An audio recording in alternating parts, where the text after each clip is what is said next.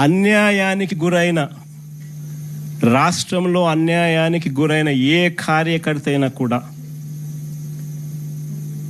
Digital book ఇప్పుడు launch చేస్తా ఉన్నాం. మీ అందరి సమక్షంలో రాష్ట్రంలో అన్యాయానికి గురైన కార్యకర్తల కోసం డిజిటల్ బుక్ ఈరోజు లాంచ్ చేస్తా ఉన్నాం.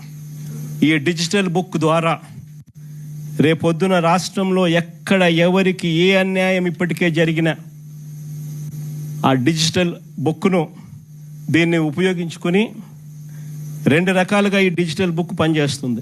/digitalbook/vySRCP.com లోకి వెళ్ళి ఎంటర్ అయ్యి మీ ఫోన్ నెంబర్ను టైప్ చేయగానే ఓటీపీ వస్తుంది. దాన్ని ఎంటర్ చేయగానే లొకేషను, కెమెరా, పర్మిషన్ అడుగుతుంది.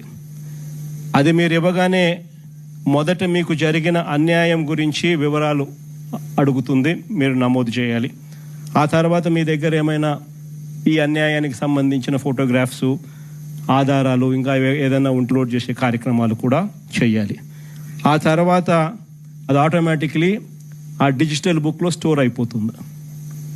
ఇది ఒక రకమైన పద్ధతి.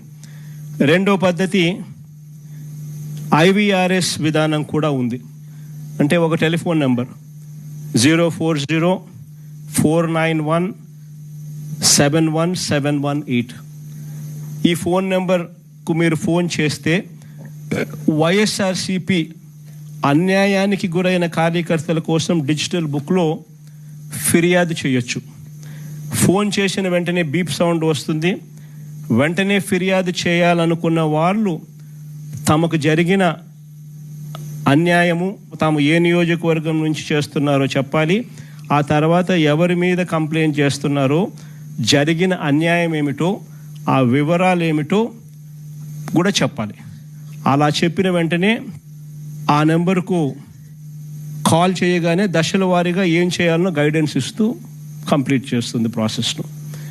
ఇది అన్యాయానికి గురైన ప్రతి కార్యకర్తకు ఇది ఒక శ్రీరామ రక్ష. నేను ఈరోజు చెప్తా ఉన్నా, ఆ ప్రతి డేటా కూడా ఆ డిజిటల్ డైరీలో నమోదై ఉంటుంది.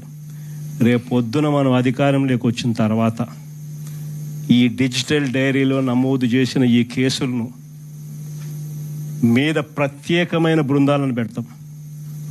అన్యాయం చేసిన వాళ్ళను రిటైర్ అయిపోయి ఉన్నా కూడా, రాష్ట్రంలో వాళ్ళు లేకపోయినా కూడా, 7 సముద్రాల అవతలున్న అందరినీ పిలిపిస్తాం.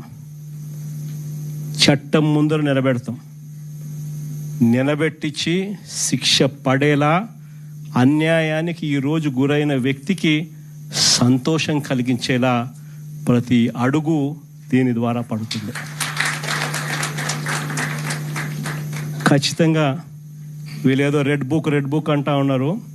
రేపు పొద్దున డిజిటల్ బుక్ ఎలా ఉంటుందో కూడా వీళ్ళందరికీ కూడా అర్థం కావాలి.